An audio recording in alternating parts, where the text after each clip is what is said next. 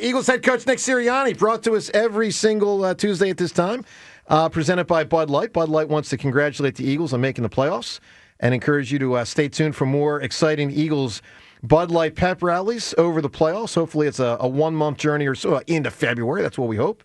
And, of course, you can be at these pep rallies with Ava Graham and the head coach now for the 5th time entering the postseason in his 5 years as the head coach of the Birds going to the playoffs is Nick Sirianni. Nick, good morning to you. Hey, good morning, guys. Morning, So, Coach. Nick, a lot to get to here today, and Happy New Year to you. So you chose the rest thing. I thought it was the right decision. Some did not. I'm curious from your standpoint if you can speak to how much value you place on rest, the impact on a football team. You've done it entering the playoffs a few times. What have you noticed when your starters don't play the final game and the positive impact it can have on your team in that first playoff game and beyond? Yeah, sure. And then that is, I understand that some people are going to think it was a good decision, some people aren't. But those are the things that you have to. That's why you go through a process, and that's why at the end of the day you do what you think's best for the football team, because there is going to be opinion each way, and you go through, you use all the people in your building, you go through the process, and at the end of the day you do what you think's best for your team. And rest has shown for us to be good for us. We rested. We had the bye week in 2022. We were able to create a bye week last year. And so to be able to go in fresh, healthy, they talk about that a lot with like schedules. Like this team comes off of this many days of rest. It's good for them, right? And it's been good for us. And so a good physical, mental rest last week for our guys, so we can be as fresh as we possibly can going into the playoffs. And I think you've seen us do this before. You've seen us go into through long marathons of seasons with a lot of starters available, and I think that it's just a good process throughout the whole organization to help me end up making those decisions, because at the end of the day I got to make the decisions, and that's why I'm so thankful we have so many good people here to help me make those decisions and to help me and to give me perspective. And so that's where we were, and obviously we made that decision, and And I don't go back on that decision. And now we are on to the next game. That decision is long gone and past, and now we are on to the San Francisco 49ers. How did the decision to play Devonta come about, Coach? Yeah, Devonta and I talked, and we did that with Devonta in 2021 as well. We let him play a couple plays. I think he played 9 plays in this game to get the rookie record. With a receiver, it's a little different. It's a different situation than like if Jalen was going to play, or if like for instance Saquon last year. Smitty can go in without everybody else. Yeah. Right. Smitty can go. You can be. You don't have to use the O line like you would with the back.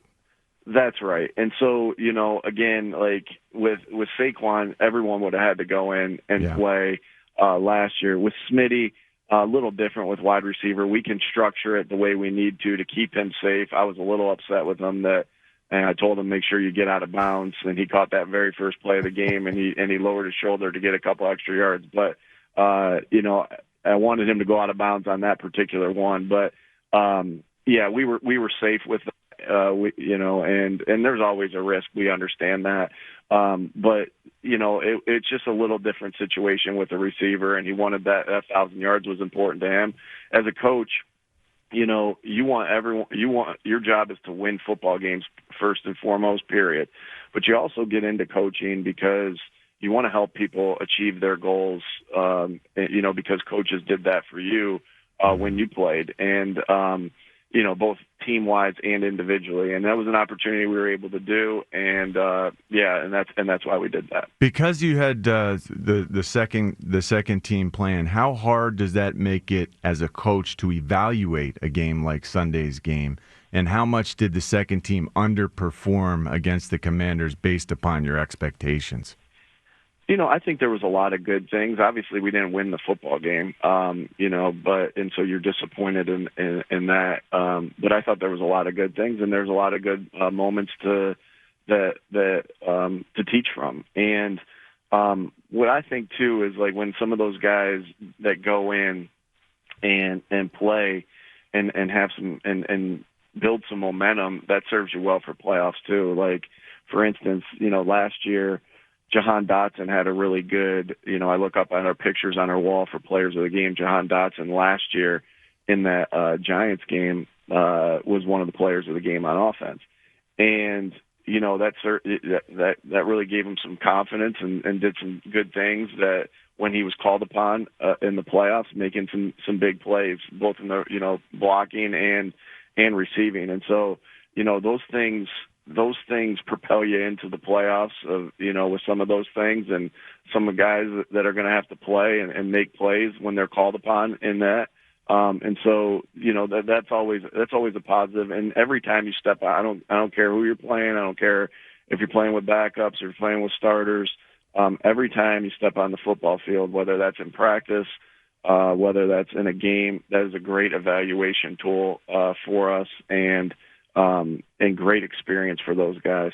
Nick, let's get to the playoffs here. 5 days, you play the 49ers. So first thing is, and I know you tread carefully with what you say, but tell us Lane and Nakobe are going to play. What's the status report on those guys? Yeah, they're working. We'll put an injury report out tomorrow. Get him out there. Get that to you guys.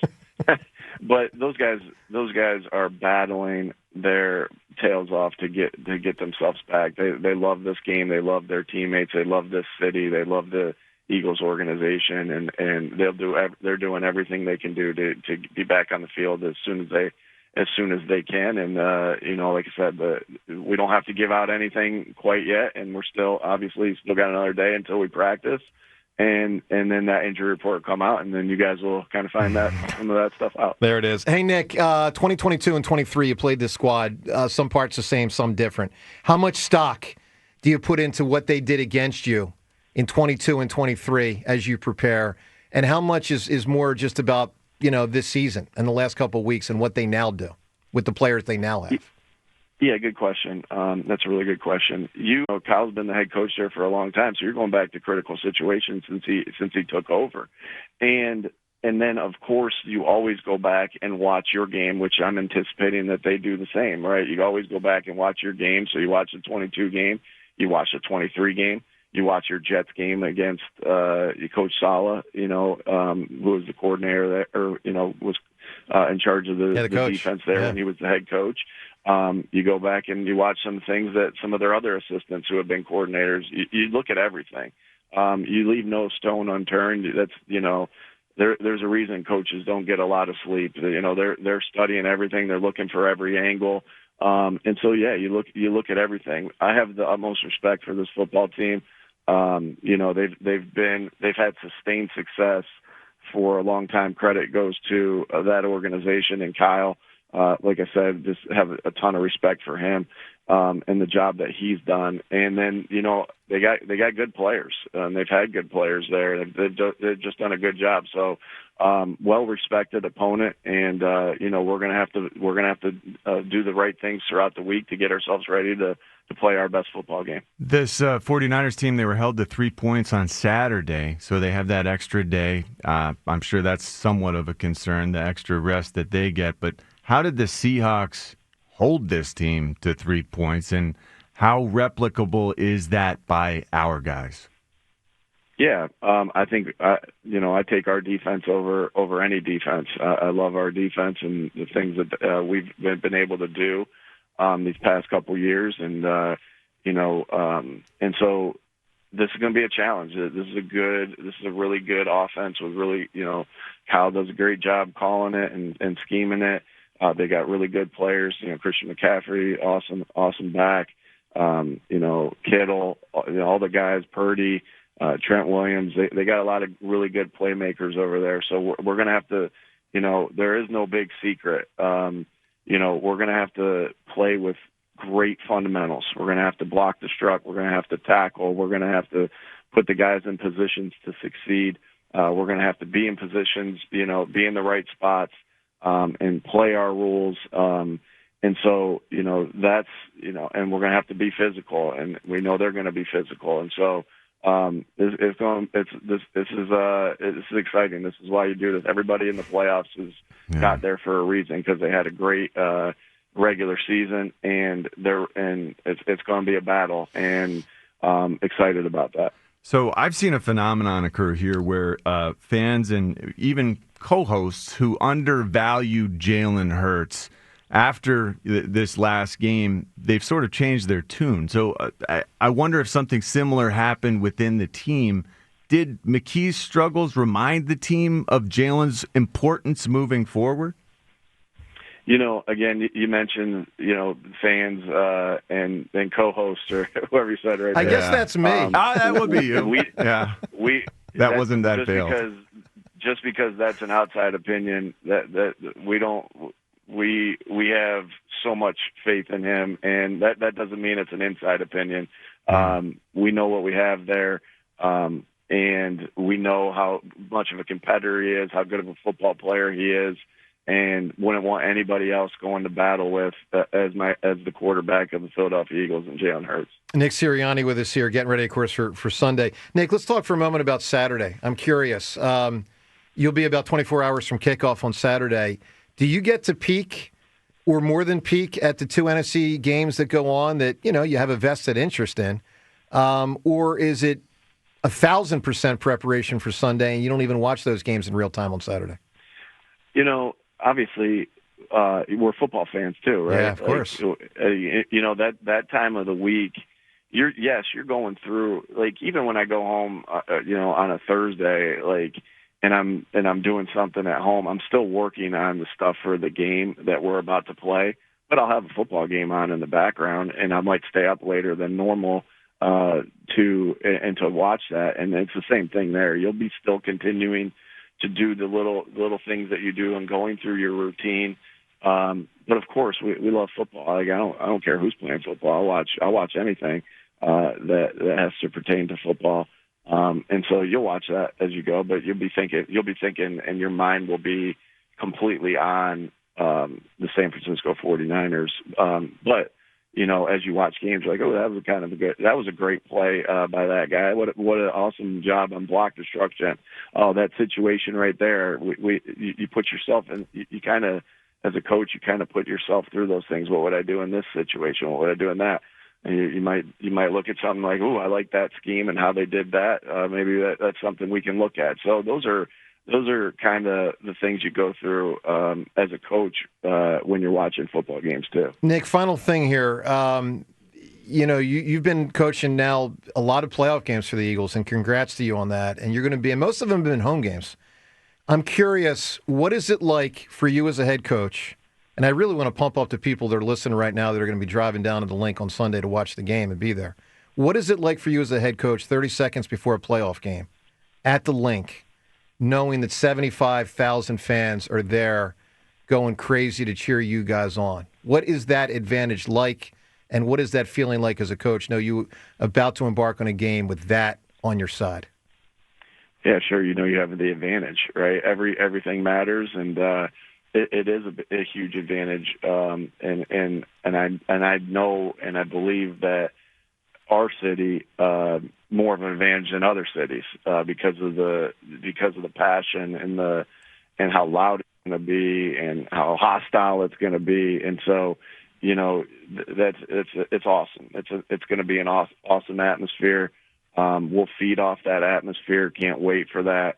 And we know it's going to be difficult on the opposing side to deal with the noise and with with the fans. So can't wait. It's just you get excited about every game. You really do. It's like I get to coach in the National Football League. I mean, this is unbelievable. But that playoff, sometimes again you don't treat one game bigger than the other, but the playoffs just. There's a couple more cameras. There's a couple more fans on the sideline pregame. Everything's just ticked up a little bit, and that's awesome. That is awesome. That's so important though that we go through our process and stay level-headed through that, and be mentally tough through that. Because the stakes are higher, because you win and you move on, you lose and you go home.